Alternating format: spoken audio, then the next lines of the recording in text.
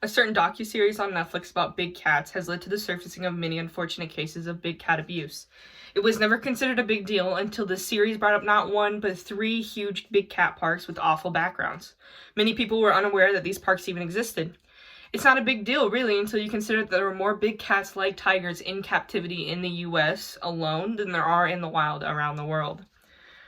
These cats have teetered the endangered species list for a long time. Privately owned big cat parks should be illegal because of the complete lack of regulation and for the well-being and safety of all of the cats that are already placed in these private facilities. These 3 cat parks are perfect examples of these violations.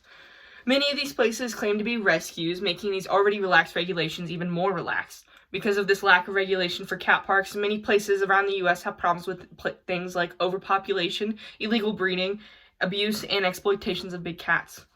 The absence of care and attention for the big cat population is almost embarrassing when you look at the bigger picture. Without any regulations, these same cat parks are the reason the big cat black market is still alive and well.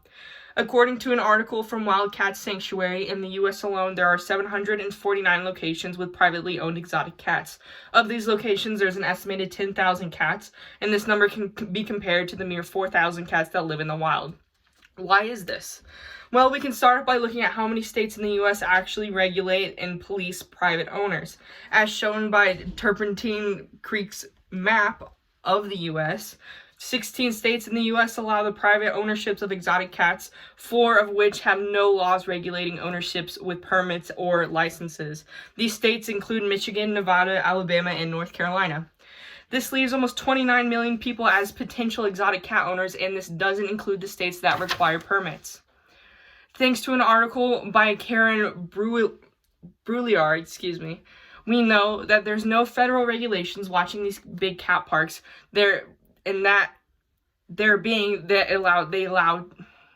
to get away with all kinds of things like living standard violations, animal abuse, breeding, and killing of big cats. Joseph Passage is one of many outstanding private cat owners that violates these standards. A lot of people know him as Joe Exotic from the Netflix docuseries Tiger King. Not only was this man allowed to own exotic cats after an already existing criminal record, but in turn was finally charged with wildlife violations, those in which include the abuse and killing of 5 adult tigers. Not only that, but he had continued to illegally breed and sell tigers up until his arrest in 2018. This park has been running for years before any red flags were held against the park, and the red flag that did them in wasn't even tiger related. He had sent a hitman to murder his rival big cat owner, at which he had gotten caught with every violation in the last 10 years had unfolded. Passage is best known for his hustle and the illegal breeding of tigers. For many years, Joe had been breeding tigers to sell across the nation for profit when his park wasn't making enough money. Between the years 2013 and 2018, there was a record of Passage sending off over 100 baby tigers as young as 1 week old to privately owned parks and exotic pet owners, selling the babies for as much as $5,000. With his recent case coming into light, it was realized that Joe was one of the biggest cat dealers in America. The same kind of judgments could go against yet another rival big cat park. According to One Green Planet, Tigers is owned by the infamous Doc Antle. Doc Antle claims to have trained hundreds of cats in his career, but there are only 60 cats in his park, which have led people to believe that he was illegally selling off grown cats to different owners in parks within his 30 years of work. While Carol Baskin's Big Cat Rescue Park stands under the title of a rescue, the small cages and exploitation of her cats lead many people to believe that there is still information to be gathered about the park. From the article, The Honest Truth, it is well known to the public that before Big Cat Rescue was established, Carol Baskin would breed and sell show cats for profit. A lot of the time, she would show her cats to the public for money and even sell them off for a certain amount of time for things like magazine shoots. Not only did these parks breed and trade cats illegally, but a lot of them abused cats that weren't traded off. Big Cat Rescue had a few run-ins with the occasional animal abuse case. Many people believe that the cats never had enough space in their enclosures, backed by public videos of the cats at the park. There are cases of Big Cat Rescue workers poking and prodding cats with sticks when handling them. Again, many people believe that there's more information that can be collected from Carol Baskin's park. One Green Planet talks about how Doc Antle's park isn't shy from abuse allegations either.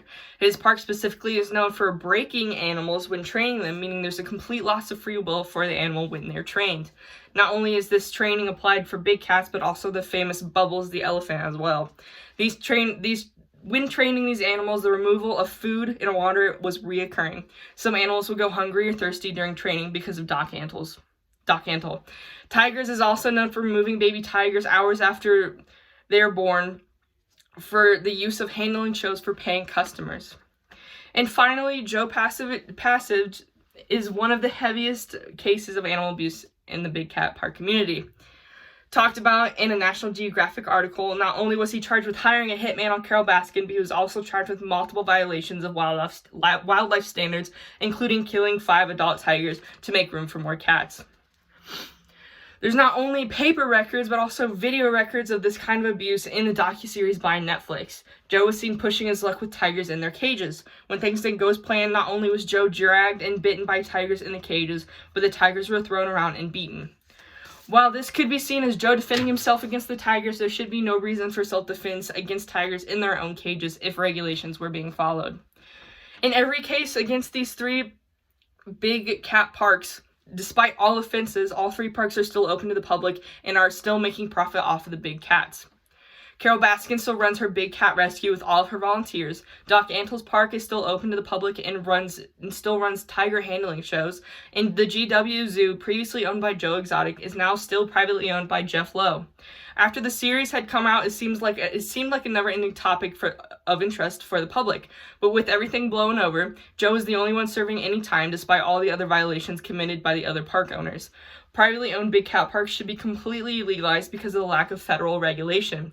With the absence of any solid law forbidding privately owned exotic animals, there will continue to be abuse and illegal sales of these animals, some of which are still on the endangered species list. We should not leave it up to the Joe Schmoes of the U.S. with state exotic animal permits to save our dying big cat population. It has not worked so far, and it never will. These animals are not here to serve as an entertainment, especially in such a time when these animals' populations can't even survive on their own. With the illegalization of private cat parks, rescues or not, these animals can be transferred to a government-regulated public zoo where this hopeless chain of inbred tigers can live with proper standards. It is when this happens that we can work on properly conserving big cat populations and save the lives of thousands of cats across America.